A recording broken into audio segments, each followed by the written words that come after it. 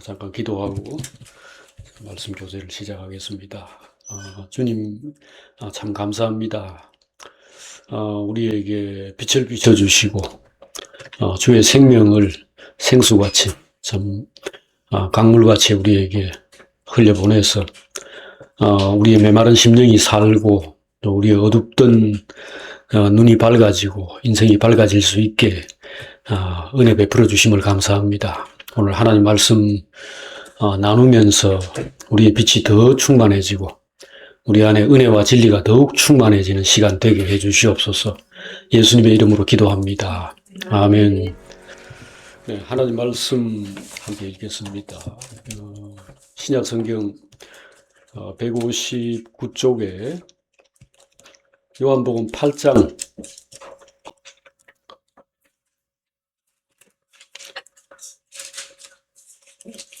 31절부터 저 뒤에 몇 절까지 좀 읽어보겠습니다. 31절부터 47절까지 한번 읽겠습니다. 요한복음 8장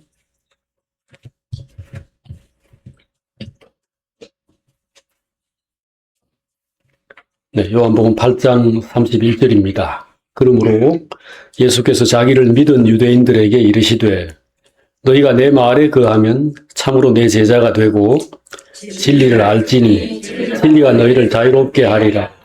그들이 대답하되 우리가 아브라함의 자손이라 남의 종이 된 적이 없거늘 어찌하여 우리가 자유롭게 되리라 하느냐. 예수께서 대답하시되 진실로 진실로 너희에게 이르노니 죄를 범하는 자마다 죄의 종이라. 종은 영원히 집에 거하지 못하되 아들은 영원히 거하나니 그러므로 아들이 너희를 자유롭게 하면 너희가 참으로 자유로우리라. 나도 너희가 아브라함의 자손인 줄 아노라. 그러나 내 말이 너희 안에 있을 곳이 없으므로 나를 죽이려 하는도다. 나는 내 아버지에게서 본 것을 말하고 너희는 너희 아비에게서 들은 것을 행하느니라. 대답하여 이르되 우리 아버지는 아브라함이라 하니 예수께서 이르시되 너희가 아브라함의 자손이면 아브라함이 행한 일들을 할 것이거늘 지금 하나님께 들은 진리를 너희에게 말한 사람이 나를 죽이려 하는도다. 아브라함은 이렇게 하지 아니하였느니라. 너희는 너희 아비가 행한 일들을 하는도다. 대답하되 우리가 음란한 데서 나지 아니하였고 아버지는 한 분뿐이시니 곧 하나님이시로다. 예수께서 이르시되 하나님이 너희 아버지였으면 너희가 나를 사랑하였으리니 이는 내가 하나님께로부터 나와서 왔습니다. 나는 스스로 온 것이 아니요 아버지께서 나를 보내신 것이니라. 어찌하여 내 말을 깨닫지 못하느냐. 이는 내 말을 들을 줄 알지 못함이로다. 너희는 너희 아비 마귀에게서 났으니 너희 아비의 욕심대로 너희도 행하고자 하느니라. 그는 처음부터 살인한 자요 진리가 그 속에 없으므로 진리에 서지 못하고 거짓을 말할 때마다 제 것으로 말하나니 이는 그가 거짓말쟁이요 거짓의 아비가 되었음이라. 내가 진리를 말함으로 너희가 나를 믿지 아니하는도다. 너희 중에 누가 나를 죄로 책잡겠느냐. 내가 진리를 말하는데도 어찌하여 나를 믿지 아니하느냐. 다같이 하나님께 속한 자는 하나님의 말씀을 듣나니 너희가 듣지 아니함은 하나님께 속하지 아니하였음이로다. 아멘. 오늘은 진리가 너희를 자유케 하리라 또는 그 속에 진리가 충만한 사람 이런 제목으로 말씀을 나누겠습니다. 요한은 주님에 대해서 증언할 때에 그 속에 진리가 충만하다 이 말을 했습니다. 주님 안에는 하나님의 아들의 영광이 보였고 또 은혜가 충만했고 진리가 충만했다. 이것이 우리가 요한복음 1장에 지금 말씀을 몇 시간에 걸쳐서 지금 나누고 있는데 핵심적인 내용입니다. 하나님의 아들의 모습, 하나님의 아들의 영광이 그 속에 충만하다. 어떤 사람을 볼 때 하는 얘기입니다. 우리가 여기 지윤이를 보고 또 영주를 보고 하영이를 볼 때 이 사람 안에 그냥 나이가 몇 살 먹은 어떤 처녀의 모습 이게 아니고 하나님의 영광이 가득하다. 그 다음에 그 사람 안에 요새 애들 말도 잘하고 똑똑하고 똑부러졌는데 이런 게 아니고 그 속에 은혜가 충만하다. 그래서 누구를 만나든지 그 사람에게 은혜를 베풀고 또 은혜가 무엇인지 은혜의 세계로 사람을 이끌어 간다는 거죠. 그 사람 속에 그런 사랑과 여유가 가득하기 때문에 그게 밖으로 흘러나와서 이런 말을 이제 듣게끔 한 겁니다. 그런데 이제 오늘 우리가 생각할 이것은 지난 앞에 우리가 은혜에 대해서 진리에 대해서 일부 생각을 했는데 오늘은 이제 본격적으로 이 진리가 충만하다는 게 무엇인가를 함께 생각하려고 하는 겁니다. 오늘 지금 이 읽은 말씀에 보면은 너희가 내 말에 거하면 참으로 내 제자가 되고 또 그러면 진리를 알게 될 것이고 그러면 그 진리가 너희를 자유롭게 할 것이다. 이 말씀을 했습니다. 그리스도를 알면은 진리를 알게 되고요. 진리를 알면은 거짓에 사로잡혀 가지고 이렇게 속박된 그런 삶, 헛된 것들에 신경 쓰는 삶을 살지 않을 수 있다는 겁니다. 예를 들자면 어떤 이사하는 날이 있는데 그 이사하는 날은 내가 이사하기 편한 날 하면 됩니다. 그런데 그것이 손 없는 날이다. 즉 뭔가 해로움을 주지 않는 날 이런 것이 있다고 생각을 하고 그 날을 피하려고 하니까 그런 날들이 이제 이사할 수 있는 가능성인 날이 줄어들고 그러면은 복닥복닥거리면서 그 날에 모두 다 이사를 하려고 하니까 어렵게 된다. 그럼 이게 뭐냐? 거짓이 그 사람을 올가맨 겁니다. 근데 우리는 그런 게 없다. 아무 때나 이사할 수 있다. 그러면은 돈도 싸고 이사하기도 쉽게 될 것이다. 이거죠. 그럼 이게 뭡니까? 진리가 그 사람을 자유롭게 하는 겁니다. 궁합을 맞춘다. 뭐 어떤 사람과의 관계 이런 걸 할 때 여러 가지를 본단 말이죠. 사주를 보고 뭘 한다. 그러면 내가 그냥 사랑하는 사람과 좋은 사람과 내가 결혼하거나 이런 거 할 수 없는 것 아닙니까? 그러니까 무슨 흉가다. 뭐가 어떻다. 사람을 올가매는 많은 것들이 실제로 사람들에게 있어서 그 사람들을 속박하고 있는 겁니다. 근데 오늘 우리가 예수를 믿으면은 하나님 이외에 그리고 하나님의 말씀, 생명의 진리, 배고프면 밥 먹어야 되고 목마르면 물 마셔야 되고 8시간 자야 된다. 이런 거 말고는 우리가 매일 필요가 없게 되죠. 우리가 생명의 원리, 생명의 길 이것을 다른 말로 하면 진리라고 하는 건데 우리가 그 진리에서 속박을 받고 진리에 붙들려 있으면은 몸이 건강하고 정신이 건강하고 삶이 원활하겠죠. 우리가 말들을 할 때 순서를 지켜서 이렇게 돌아가면서 하자. 다른 사람을 무시하지 말자. 남의 험담을 하지 말자. 좋게 말해주고 존중해주자. 이런 게 진리 아닙니까? 이 진리를 하면은 자유롭죠. 그럼 나도 별 볼 일 없는 나도 순서에 따라서 한마디를 할 수 있는 겁니다. 그렇지 않으면 세상에서 제일 똑똑한 사람만 말해야 되고 제일 힘센 사람만 목소리를 펼 수 있겠죠. 진리라는 것은 결국은 생명의 길입니다. 그게 하나님 말씀이고 그것이 이제 사랑과 정의 이런 것들로 구성된 것들이죠. 그러니까 우리가 사랑과 의 이런 거를 소중히 여기고 생명줄처럼 잡고 그렇게 하면은 내가 불편한 게 아니고 내가 편해지고 자유롭게 되죠. 만약에 힘이 모든 것을 결정하고 힘이 최고다 이렇게 돼버리면 이건 이제 진리가 아니죠. 거짓말입니다.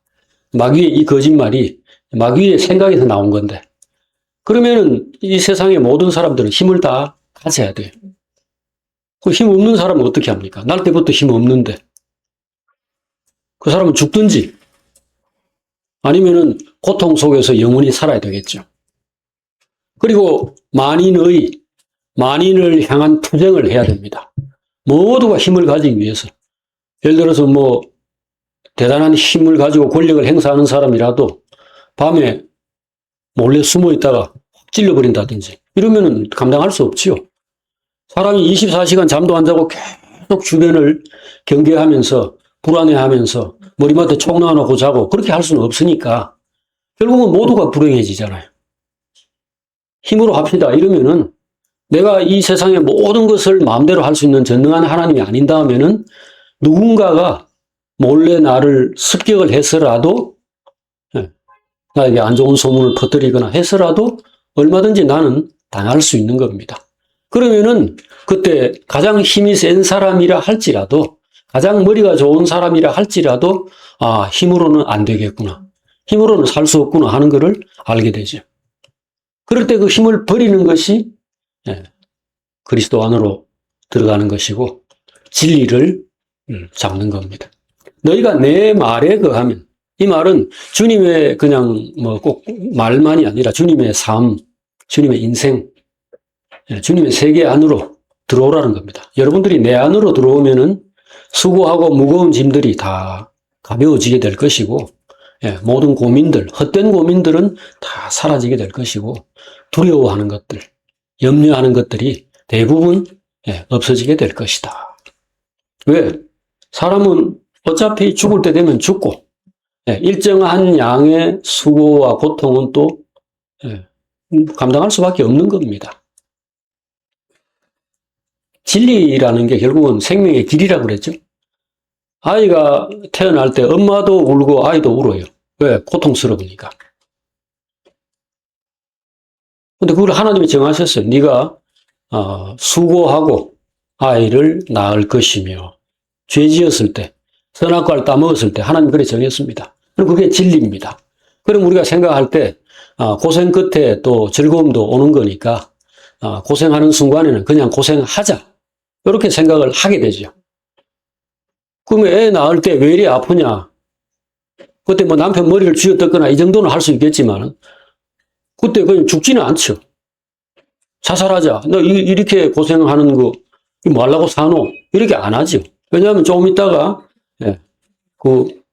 참 사랑스러운 생명이 태어나고 거기에 기쁨이 있으니까.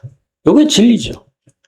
진리라는 것은 좋은 때도 있고 괴로울 때도 있다라는 걸 아는 겁니다. 우리가 이 진리라는 게 이 육신에 관련된 육체 건강에 관련된 진리들은 누구나 잘 알죠. 그러니까 밥 먹어야 되고 물 마셔야 되고 과식하면 안 되고 편식해도 안 되고 또 맛있다고 너무 어떤 거를 단 거, 짠 거, 기름진 거 이런 걸 너무 많이 먹어도 안 된다. 이게 진리잖아요. 또 먹는 것뿐 아니고 잘 자고 충분히 휴식하고 적당히 몸을 단련해야 된다. 그래야 몸이라는 게 건강할 수 있다. 이런 것이 진리죠. 그러나 인생이라는 게 삶이라는 게 육체 건강만 가지고 충분히 유지되는 건 아니니까 다른 부분에도 진리를 알고 있어야 됩니다.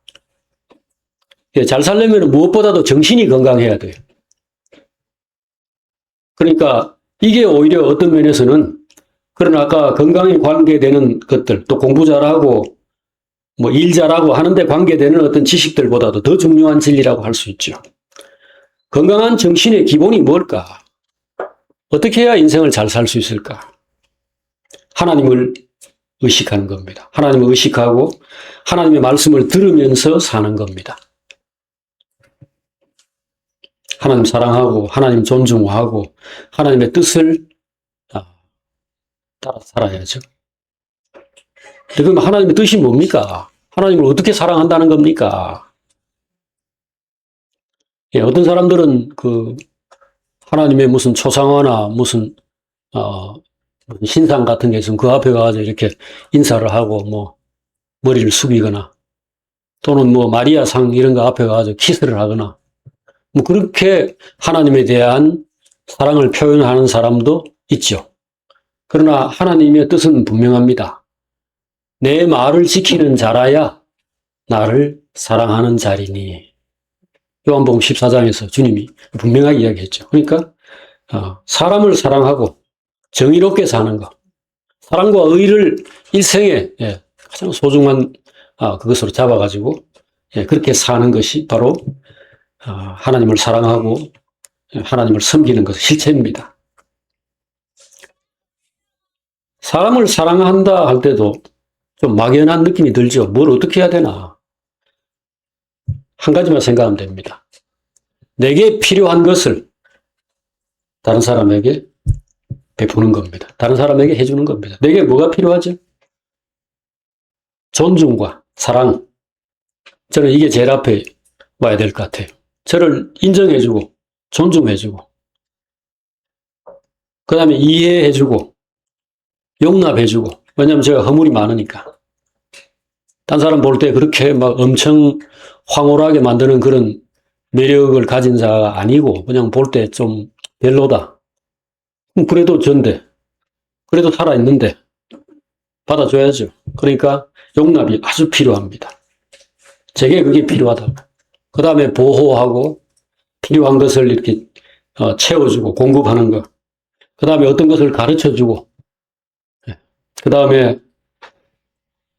돌봐주고 늙거나 약했을 때 누군가 저를 돌봐주고 특별히 이 위로와 격려 이런 것들이 저에게 아주 필요합니다.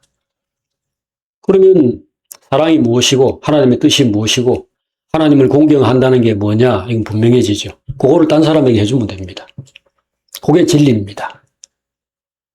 그것이 진리죠. 서로 사랑하면 모두가 다 잘 살 수 있고 뭐 어려운 가운데서도 그래도 마음이 행복하고 평안하게 그렇게 살 수가 있어요. 그러니까 이게 생명의 길이죠. 주님이 자기에 대해 소개할 때 내가 곧 길이요 진리요 생명이라 이런 말을 썼습니다. 이 똑같은 말을 셋으로 나누어 한 거예요. 빛이라고 해도 됩니다. 빛과 생명, 길, 진리.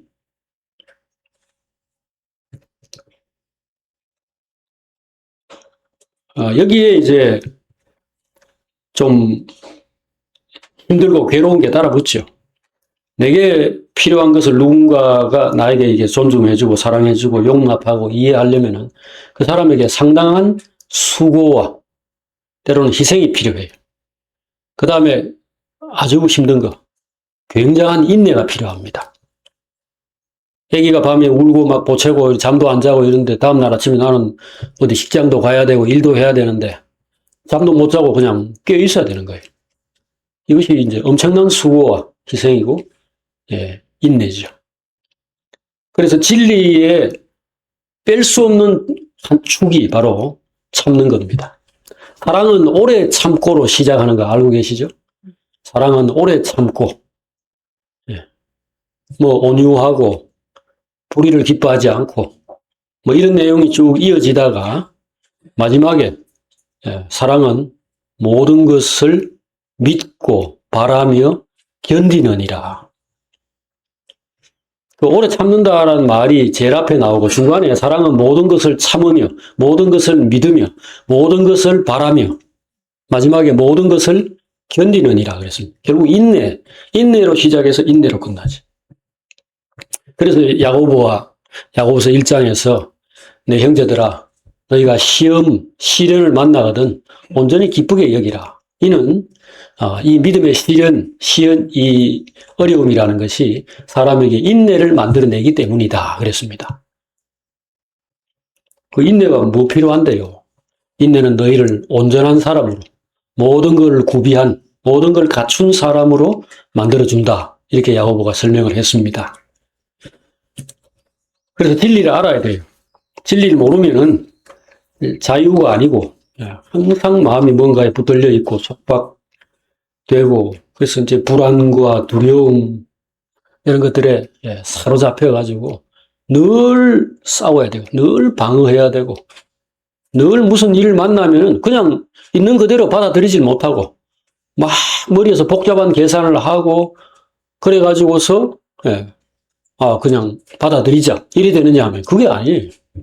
어차피 받아들일 수밖에 없는데 하나님을 원망하고 세상을 원망하고 자기를 탓하고 자기 배를 막 그냥 찌르는 꼴이죠. 자, 진리를 알아야 한다. 너희가 내 말에 거하면 참 내 제자가 되고 또 진리를 알게 될지니 그 진리가 너희를 자유롭게 하리라.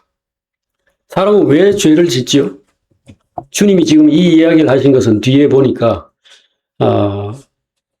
사람들이 죄를 짓고 있기 때문에 하신 말씀입니다. 이 사람들이 예수님이 진리가 여러분을 자유롭게 할 거요 라고 하니까 우리는 남의 종이 아니기 때문에 자유롭게 될 필요가 없소 라고 대답을 했죠. 그럴 때 주님이 이야기했죠. 죄를 짓는 자마다 죄의 종이라 그랬습니다. 당신들 죄 짓고 싶소? 그러면은 주인이죠. 내가 하고 싶은 것을 한다면 주인이죠. 자, 어떤 노동을 내가 하고 있는데, 뭐 변소 청소를 하든지 뭔가를 하고 있다. 근데 왜 하느냐? 할 필요가 있어서 하고 싶어서 한다면은 그건 종이 아닙니다. 그건 내가 하고 싶어서 하는 일이지, 내 마음대로 하는 거죠. 근데 내가 월급을 받기 위해서, 먹고 살기 위해서 남의 집에 또 노예나 종으로 이렇게 고용되어 있으니까 시켜서 할 수 없이 한다. 그러면 그건 종입니다. 하고 싶지 않은 일을 하면은 종입니다. 근데 죄 짓고 싶어요? 도둑질 하고 싶습니까? 뭐 바람 피고 무슨 뭐 남을 때리고 이런 걸 하고 싶나요? 아무도 그걸 원치 않습니다. 근데 왜 하냐고요? 네, 바로 죄라도 지어야 살 수 있다고 생각하기 때문입니다. 먹고 살려면 어쩔 수 없어요. 다른 길이 없어요. 뭐 이렇게 생각하면서 죄를 짓는 겁니다. 왜 다른 사람을 미워하고 시기하고 질투하지요? 경쟁하기 때문입니다. 왜 경쟁합니까? 니도 잘 살고 나도 잘 살고 그러면 되는데. 근데 밥그릇이 하나밖에 없다고 생각하니까. 그러니까 저 사람이 죽든지 저 사람이 내 밑으로 내려가야 된다 이렇게 생각하니까 내가 밟아야 되고 그런 거죠. 왜 탐을 내는가? 왜 뺏어야 되는가? 다 똑같습니다. 그래야 내가 잘 살 수 있기 때문에. 그냥 내가 살 수 있으려면 할 수 없다. 미안하다. 나도 이러고 싶지 않은데 나를 용서해라. 이러면서 사람을 찌르는 사람도 있어요. 이게 바로 이제 거짓말이죠. 이 사람이 가지고 있는 이 생각이 자기 생각도 아니고 하나님이 사람에게 정말 이래야 살 수 있다라고 정하신 그 생명의 길이 아니라는 겁니다. 그럼 이 생각이 도대체 어디서 왔냐? 마귀에게서 온 거죠. 그래서 주님이 진리를 알라고 얘기하는 겁니다. 그리고 나를 보라고 얘기한 거죠. 여러분들이 지금까지 살아오면서 보고 듣고 그렇게 머릿속에 이래야 된다라고 생각하고 있는 그걸 이름을 뭘로 붙이든지 뭐 그게 법이라고 하든지 무슨 사람 사는 게 다 그렇지 뭐 이렇게 이름 붙이든지 어쨌든 그것은 사실이 아니라는 겁니다. 진리가 아니라는 겁니다. 그럼 우리 어떻게 살아야 됩니까? 목마른 자에게 물을 주고 배고픈 자에게 먹이고 추워하는 사람에게 옷을 벗어서 겉옷을 달라고 하는 사람의 속옷까지도 입혀주는 것이 사는 길이다. 주님이 이렇게 얘기하는 거예요. 그게 진리고 그러면은 나는 뭐가 됩니까? 그거 다 주고 나면 나는 어떻게 합니까? 다른 사람에게 잘해주면 나는 그 호구돼가지고 일만 많이 해야 되고 바보 되고 남는 것은 그냥 말라고 그랬나 이렇게 후회가 남던데 그거를 옳은 일이라고 그렇게 하라고 합니까? 이렇게 이제 되죠. 그런데 주님과 제자들이 그걸 실험을 해봤잖아요. 주님은 뭐 본래 자기가 그걸 알고 있으니까 그래 한 거지만 제자들은 예수님 따라다니면서 할 수 없이 예수님의 세계 안에 들어가 가지고 그런 식의 생활을 해본 겁니다. 그 가장 대표적인 것이 예수님이 십자가에 이제 달리기 전에 사람들에게 붙잡혀 가지고 죽음에 이르기 전에 제자들에게 이렇게 얘기했습니다. 그러니까 3년간 이제 예수님을 따라다니고 난 다음이죠. 그때 너희들이 내가 어디로 가서 전도를 하거나 뭘 하라고 시킬 때 돈주머니도 가져가지 말고 두 벌 옷도 준비하지 말고 먹을 것이고 뭐고 신발도 준비하지 말고 그냥 가라 그랬습니다. 내가 너희들에게 그렇게 말을 했는데 자, 지금 3년간의 경험을 종합해 볼 때 부족한 것이 있더냐? 라고 물었습니다. 이 누가복음 22장인가? 어디 그게 나와 있어요. 부족한 것이 있더냐 하니까 제자들이 뭐라고 했습니까? 없었습니다. 라고 했습니다. 주님이 그때 무슨 말을 같이 했냐 하면은 일꾼이 자기 먹는 것을 받는 것이 마땅하다. 알아서 다 채워진다. 하나님이 주든지 사람들 시켜서 주든지 너희들이 신발 한 켤레밖에 없다면은 발이 부르트게 될 텐데 광야에서 이스라엘 백성들이 40년간 신발 하나 신고 나왔는데 40년 동안 발이 부르트지 않았다. 이런 거를 그 제자들에게 일러준 거죠. 과연 그렇게 됐다는 겁니다. 그런데 주님이 이렇게 말했습니다. 그런데 지금은 칼을 준비해라 그랬습니다. 만약에 칼 살 돈이 없으면 옷이라도 팔아가지고 칼을 준비하라 그랬습니다. 이게 무슨 얘기입니까? 주님이 없어진다는 겁니다. 물론 잠깐이지만. 이걸 통해서 주님이 뭔가를 말해주는 겁니다. 사람의 삶이 어디서 오는가? 사람의 먹고 사는 것부터 시작해야 건강을 유지하고 편안하게 살고 안전하게 보호받고 이게 어디서 오느냐? 하나님에게서 온다는 겁니다. 아무리 옆구리에 권총을 차고 다니도 서부 시대에 모두가 권총을 차고 다니는데 모두 다 죽었죠. 칼로 서는 자는 칼로 망하는 거고 돈 가지고 껍적거리는 사람은 그 돈 때문에 나중에 피를 보게 되어 있습니다. 그런데 다른 사람에게 필요한 존재가 되고 사랑과 용납과 정의를 가지고 다른 사람에게 정말로 좀 사랑스러운 존재죠. 말하자면 필요한 사람, 소중한 사람, 아낄 만한 가치가 있는 사람이 되면은 그 사람은 안 죽는다는 겁니다. 그래서 주님이 내가 그랬고 또 여러분들이 경험한 바와 같이 이 세상을 살아가는 동안에 많은 사람들이 많은 돈이 필요하고 큰 힘이 필요하고 누구 백이 필요하고 주먹이 세야 되고 키도 좀 크고 이런 것들이 사람을 잘 살게 만들고 안전하게 만들고 편안하게 만든다고 생각하는데 아니라는 겁니다. 너희가 내 말에 거하면 참으로 내 제자가 될 것이고 진리를 알지니 진리가 너희를 자유롭게 하리라. 우리가 오늘 예수를 참 제대로 알고 있는가? 오늘 우리가 주님 안에 있는가? 이런 것들을 이런 우리의 마음, 생각, 우리가 소중히 여기고 있는 어떤 그런 지식이랄까 경험이랄까 이런 것들에 비추어 가지고 그걸 확인할 필요가 있습니다. 내가 계속 불안해하고 두려워한다. 내 마음에 믿음이 없는 겁니다. 믿음이 없고 진리가 없는 겁니다. 결정적으로.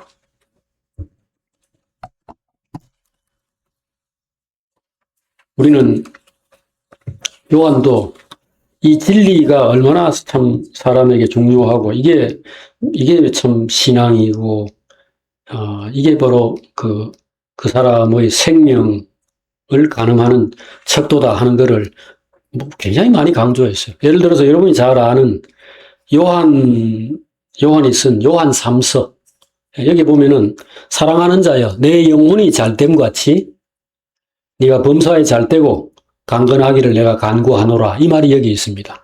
그리고는 뒤에 이야기합니다. 형제들이 와서 내게 있는 진리를 증언하되 네가 진리 안에서 행한다 하니 내가 심히 기뻐하노라. 내가 내 자녀들이 진리 안에서 행한다 함을 듣는 것보다 더 기쁜 일이 없도다 이랬습니다. 자, 여기 진리를 얼마나 이 사람이 크게 보고 있는가를 보여주고 있죠. 또 요한 2서, 이건 앞에 건 요한 3서고 요한 2서 1절 2절에도 보면은 나는 택하심을 받은 부녀와 그 자녀에게 편지한다 이렇게 얘기를 합니다. 그러면서 내가 참으로 사랑하는 자요 나뿐 아니라 진리를 아는 모든 자도 그를 사랑한다는 겁니다. 왜 그렇게 하느냐? 이렇게 얘기하죠. 우리 안에 거하여 영원히 우리와 함께 할 진리로 말미암음이로다. 자, 나는 지금 어떤 자매를 지금 생각하고 사랑하고 그 자녀에게 지금 사랑의 마음을 담아서 편지를 쓰고 있습니다. 근데 나만 사랑하는 게 아니고 나하고 같이 있는 이 사람들이 다 당신을 생각하고 사랑합니다. 이유는 당신 안에 그리고 우리 안에 똑같은 진리가 있다는 겁니다. 그 진리를 붙들고 있고 그 진리 안에서 우리가 하나가 되어 있기 때문입니다. 우리가 어떤 말을 할 때 우리 하나님의 은혜가 참 전부입니다. 어제도 제가 어떤 목사님하고 이 대화를 하면서 아주 연세 많으신 목사님하고 대화를 하면서 모든 것이 은혜입니다. 우리가 이 수십 년을 살아온 인생을 돌아볼 때 참 하나님의 은혜가 아니었다면 아무것도 될 수 없었는데 내가 노력했다 생각하고 내가 뭔가를 또 되돌아보지만 궁극적으로 은혜로 모든 삶이 지탱이 되어 왔다. 그런 말씀을 하길 제가 그래 큰 소리로 아멘. 바로 그렇습니다. 제가 그렇게 얘기했죠. 이 둘이 하나입니다. 이 두 사람은 뭐 정치적인 색깔도 다르고 뭐 먹는 거 생활하는 거 이런 면에서 뭐 서로 다른 길을 걸어왔고 시대가 다르고 하니까 많은 차이가 있죠. 하지만 이 생명 안에서 생명이 하나죠. 까치끼리 까까까 뭐 이렇게 까마귀끼리 이렇게 대화하듯이 뻑꾹뻑꾹 하면 이건 뭐 무슨 뭘 부르는 소리라 그러더라고요. 그럼 저쪽에서도 뻑꾹뻑꾹 이렇게 되는 것처럼 우리가 다른 게 다 다를지라도 우리 안에 진리가 견고하면은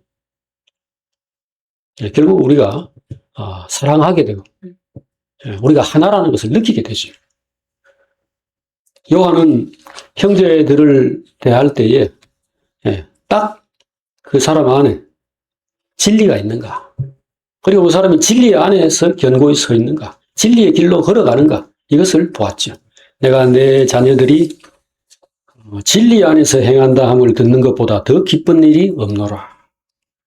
형제들이 와서 내게 있는 진리를 증언하되 네가 진리 안에서 행한다 하니 내가 심히 기뻐하노라.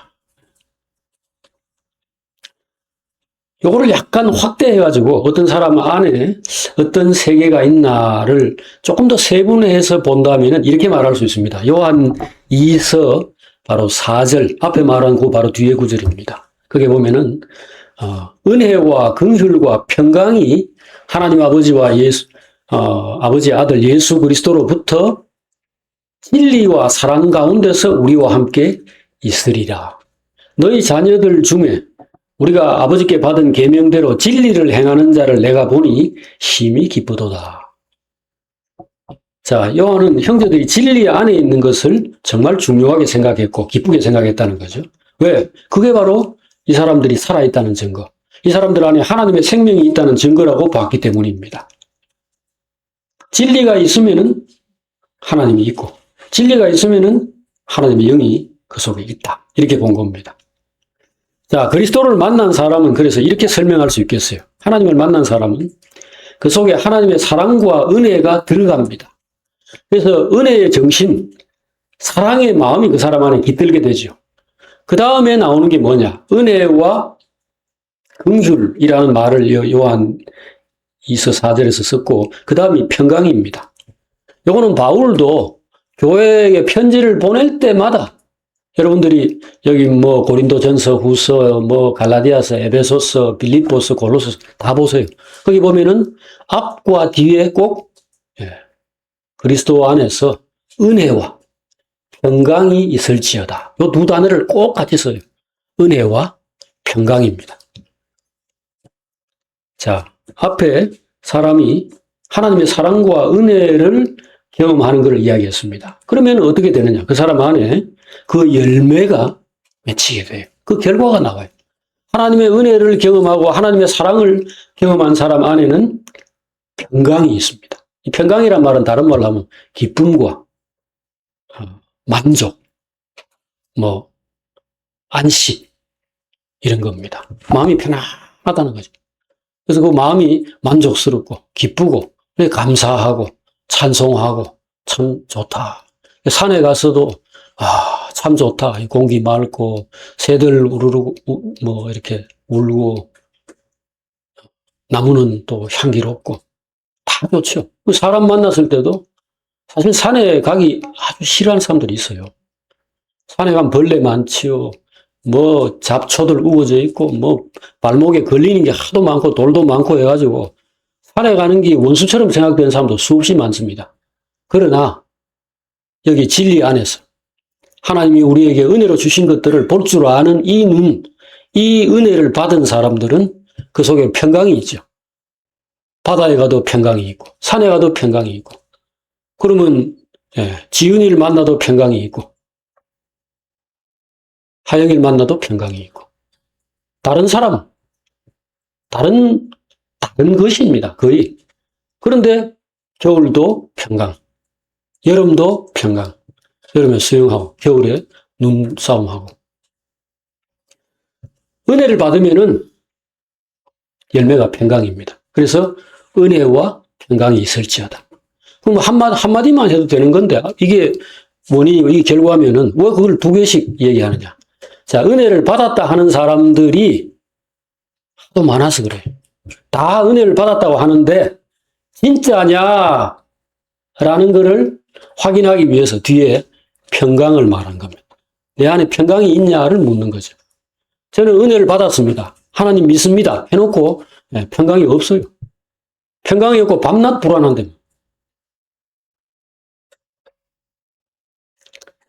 자, 은혜와 긍휼, 그 다음에 평강, 이 두 가지 이야기했죠? 그 다음에 요한이 뒤에 무슨 얘기했나요? 그 요한 2서 4절을 여러분들이 오늘 나중이라도 한번 암송을 해보시면 좋을 것 같아요. 은혜와 긍휼과 평강이 예수 그리스도로부터 진리와 사랑 가운데서 우리와 함께 있으리라. 뒤에 뭐가 붙었죠? 은혜와 평강이 무엇과 함께? 진리와 사랑 가운데서 우리와 함께 있으리라. 자, 1, 2, 2번이 나왔는데 이제 3번, 4번이 나왔죠. 하나님의 은혜와 평강을 경험하는 사람은 사랑과 진리를 알게 된다. 사랑과 진리를 알 뿐 아니라 사랑하고 진리 안에서 행동하죠. 은혜를 체험한 사람은 반드시 진실한 사람이 됩니다. 반드시 진리 안에 있게 돼요. 그리고 그 진리 내용이 아까 말했죠. 사랑과 의라고. 하나님 사랑하고 사람 사랑하는 그게 진리예요. 진리의 핵심입니다. 진리 중에 진리는 남에게 대접받고자 하는 대로 남을 대접하는 겁니다. 근데 내가 대접받고자 하는 게 사랑인데 사랑해주고 용납해주고 이뻐해주고 용서해주고 그걸 원하잖아요. 그럼 그걸 하는 거죠. 그러니까 진리와 사랑 이 두 단어가 같이 붙어 있는 겁니다.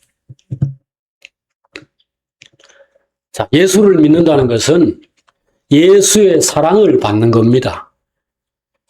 그게 은혜입니다. 하나님이 값없이 어떤 사람에 공짜로 뭘 줬다. 이거를 사랑이라는 표현 대신 은혜라는 말을 쓰는데 이 은혜란 말은 그냥 공짜로 받았다. 참 고맙다. 요거를 강조하기 위한 겁니다. 그래서 은혜와 사랑은 같은 겁니다. 하나님이 우리에게 은혜를 베푸셨다. 하나님 우리를 사랑하셨다. 그러면 우리 안에 결과는 사랑이 생겨나고요. 이 긍휼과 용서의 마음 이게 생겨나고 사랑하는 게 수고도 있다고 그랬잖아요. 사랑은 오래 참고로 시작하는 정도로 상당히 썩내지 아니하고 무례히 행치 아니하고 모질게 굴지하지 않고 여유롭게 행동하고 이런 게 다 포함되니까 이게 육신 입장에서는 다 힘든 거예요. 그런데 그거를 즐겁게 하죠. 애가 있어가지고 애를 사랑하고 만져주고 씻겨주고 뽀뽀해주고 하는 것은 다 짐이라고 생각할 수 있는 일들이지만 그것은 기쁨입니다. 그 안에 평화가 있고 이놈의 짐 언제 벗나 어떤 때 육신이 그렇게 말을 해요. 하지만 이게 얼마나 소중한지 한쪽에서 그보다 훨씬 더 강력하게 역사하기 때문에 우리가 그 일을 좋아하고 할 수 있는 겁니다. 자, 그래서 은혜와 긍휼, 그 다음에 평강, 그 다음에 진리와 사랑 이게 예수 믿는 삶의 내용입니다. 은혜와 사랑 다시 기억합시다. 용서와 용납, 관용과 이해, 존중, 위로와 격려, 이것을 충분히 경험한 사람은 다른 사람을 이해하고 긍휼히 여기고 사랑할 줄 알게 됩니다. 이게 두 번째입니다. 내가 그것을 충분히 경험해서 내 안에 편안함과 만족이 있고 기쁨이 있고 인생이 참 좋다, 행복하다 이렇게 생각되는 사람은 그걸 가지고 다른 사람을 행복하게 만들어 줄 수 있습니다. 다른 사람을 살릴 수 있습니다. 오늘 우리가 그래서 진리를 알아야 돼요. 많은 이 두려움과 불안과 염려와 거기에서 오는 방어적인 자세, 거기에서 오는 어떤 속박, 이런 것들이 진리를 몰라서 그렇습니다. 하나님이 살아계신 것을 알고, 하나님이 나를 사랑하신 걸 알고, 내 인생이 내가 어떻게 몸부림을 치든지 결국은 하나님이 정하신 그 길로 가게 되어 있다. 그래서 아까 태어날 때 아프다. 이건 뭐 엄마 뱃속에서 나오는 그 좁은 통로로 이렇게 나올 때 애가 뭐 죽을 지경이겠죠. 그러니까 막 죽는다고 소리를 지르고 태어나는 거 진리입니다. 그러니까 인생에서 고통스러운 순간이 있는 것도 당연하다고 생각하셔야 됩니다. 그리고 죄인들 속에서 우리 살고 있습니다. 많은 사람들이 너무 사람을 불편케 해요. 너무 꼴보기 싫고 모순적이고 그는 그 사람 자신도 괴로워서 그렇습니다. 남에게 여유롭게 행동하고 말도 좀 좋게 하면 참 좋을 텐데 어째 저렇게밖에 말하지 못하나. 그렇게 돼 있는 사람들 속에서 우리가 살고 있습니다. 그게 우리 남편이고 그게 우리 뭐 아내고 그게 우리 엄마고 그게 우리 아들이다 말이에요. 그럴 때 그걸 당연하게 생각해야 합니다. 안 그러면 다 죽어야 돼요. 세상에 이 사는 게 만약에 완전히 편해지려면은 니도 죽고 나도 죽어야 됩니다. 나도 남을 괴롭게 하는 사람이고 내가 뭐하러 엄마한테서 태어나가지고 저 꼭지를 물어뜯고 이 난리를 치는가. 내가 나쁜 놈이다. 나 없어지자. 그래야 됩니다. 사실은. 근데 그렇게 생각하지 않잖아요. 엄마는 그래도 똥을 닦으면서도 아이고 귀여운 내 새끼 이렇게 되고 우리도 그걸 당연하게 생각하고 뭐 엄마 아빠에게 우리가 짐이 되더라도 뭐 그 몰래 그런 거지 이렇게 생각하고 즐겁게 사는 겁니다. 그러니 여러분들 악인들로 인해서 괴로워하지 마십시오. 그 어리석은 것입니다. 그 인생을 낭비하는 거고 에너지를 낭비하는 겁니다. 진리를 모르니 이 뭔가 잘못됐다. 하나님 나를 버린 거 아닌가? 하나님 나를 왜 이렇게 괴롭히는가? 이래 생각합니다. 아기가 뱃속에서 나올 때부터 울게 돼 있는데 뭘 괴롭힌다는 겁니까? 고통은 인생의 친구입니다. 날 때가 있고 죽을 때가 있고 이 성경에서 그리 얘기를 하죠. 하나님께서 우리에게 주신 모든 것들이 다 때가 있다 그랬죠. 범사에 기한이 있고 천하 만사가 다 때가 있나니 날 때가 있고 죽을 때가 있으며 심을 때가 있고 뽑을 때가 있으며 울 때가 있고 웃을 때가 있고 슬퍼할 때가 있고 춤출 때가 있으며 찾을 때가 있으면 잃을 때가 있으며 지킬 때가 있고 버릴 때가 있느니라 그랬습니다. 그러니 아무것도 염려하지 말고 아무것도 두려워하지 마십시오. 누구 때문에 우리가 죽을 일 없습니다. 때가 돼서 하나님 불러가셔서 그때 뭐 가난해서 죽든지 늙어서 죽든지 사고로 죽든지 간에 형태는 어찌됐든 간에 하나님이 이제 내게로 오너라 와서 내 집에서 안식하고 쉬어라 해서 가는 겁니다. 그러니 누가 나를 해롭게 할 일도 없고 재수 없을 일도 없고요. 겁낼 일 아무것도 없습니다. 우리 조금 가난하게 살 수 있습니다. 지금도 많은 사람들이 폭탄이 떨어져가지고 어린이가 있고 뭐 환자들이 있는 이런 학교 병원에 폭탄 떨어져 수백 명씩 막 죽는 게 지금 현재 벌어지고 있는 일이에요. 근데 오늘 우리 털끝 하나 다친 거 없이 지금까지 이렇게 오늘까지 살고 왔다면 그것도 나이가 50이나 60대 도로 이렇게 왔다면은 잘 살은 겁니다. 아무 억울할 것도 없습니다. 그리고 앞으로의 우리의 남은 시간들도 하나님의 지혜와 지각에 뛰어난 평강이란 말이 있는데 사람의 생각을 뛰어넘는 하나님의 생각과 계획 안에서 우리 인생 전개됩니다. 그러니 진리를 아십시오. 진리를 알고 잠깐의 또 수고 끝에 보통은 큰 평안과 기쁨이 또 있습니다. 그리고 우리가 다른 사람을 위해서 용납하고 수고할 때 마음도 상하고 몸도 힘들고 하지만 농사 짓는 것처럼 하늘에 밀을 심어가지고 30배의 열매를 거두는 것처럼 반드시 선행이 여러분들의 인내와 수고에는 그보다 훨씬 더 큰 열매들이 따라옵니다. 진리 안에 평강이 있습니다. 사랑 안에 평강이 있습니다. 이런 것들을 깊이 생각하고 우리 주님처럼 우리 안에 진리가 분명해지고 항상 여러분들 진실한 사람으로 사십시오. 뭐 생각 복잡하게 하지 마세요. 이걸 어떻게 좋게 꾸밀까? 사람들이 어떻게 잘 보일까? 아무 그런 거 하지 마십시오. 있는 그대로. 어린아이가 앉아서 똥을 쌌으면 그건 똥 싼 채로 그냥 있는 거죠. 우리가 현재 이 모습이면은 앞으로 좋아져야 될 일이 있다는 것 뿐이지, 이거 어떻게 할 수 없어요. 그리고 그렇게 진실하게 하나님 앞에서 저는 죄인입니다. 저는 잘 안 됩니다. 하나님, 어떻게 좀 해주세요. 할 때에 좋아집니다. 진보합니다. 새롭게 돼요. 그러니까 위선하지 마십시오.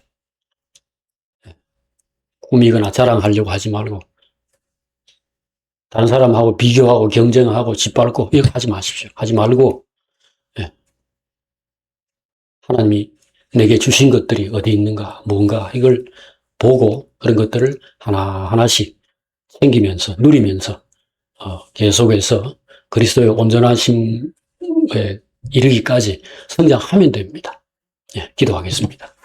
하나님 아버지, 우리 주님 안에 진리가 충만했다라는 것을 함께 생각했습니다. 우리 주님 참 진실한 분이었고 가진 것도 없고 이룬 것도 없다고 생각될 정도로 예수님이 십자가에 못 박히려고 할 때에 제자들이 다 도망갔다는 이 사실이 뭘 말해주는지 참 주님이 한편으로 얼마나 참 인생이 허망했을까 이런 생각을 해보게 됩니다만 알고 보니 결국은 그 제자들을 다 택하지 않은 자 한 사람을 빼고는 모조리 다 주님보다 더 대단한 그런 하나님의 아들들로 다 변했고 그들로 인해서 오늘 수천 년이 지난 지금 여기 있는 저희들까지 그 주님을 생각하고 따르게 되었다는 걸 생각할 때 이 진리 안에서 행하는 게 얼마나 참 확실한 인생이 되는가를 다시 한번 생각해 봅니다. 저희들 진실한 사람이 되게 해주시고 진리를 알게 해주시고 진리를 온전히 따라가는 자가 되게 하여 주시옵소서. 예수님 이름으로 기도합니다. 아멘.